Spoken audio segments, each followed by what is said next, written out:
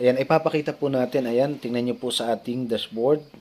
Ayan, ipinakita ko po ngayon dyan ang sample ng mga thumbnail na ginawa ko po. Ganyan po yung front cover sa YouTube na ginagawa ko po. At in-explain ko po yan kung saan ko po yan nile-layout. I-search nyo lang po. Ang gamit ko po dyan ay PixArt.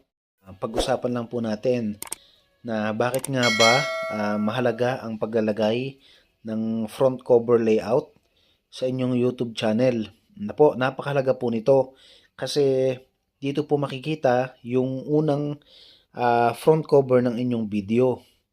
Kapag ito po ay lumabas sa general viewing, sa dashboard po, kasabay po ng mga reels, at kapag ito po yung nakita sa iba pang website, sa iba pang social media platforms, kita agad yung cover, kung ano ba yung inyong main target na topic o pag-usapan base sa inyong content. Kaya napakalaga po ng front cover layout or yung thumbnail o yung tinatawag na front cover layout sa inyong YouTube. Ayan.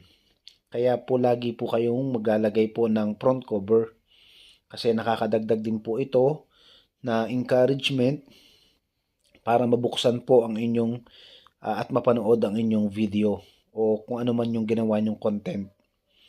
Yan, marami pong salamat. Paki-like and subscribe po ng ating YouTube channel.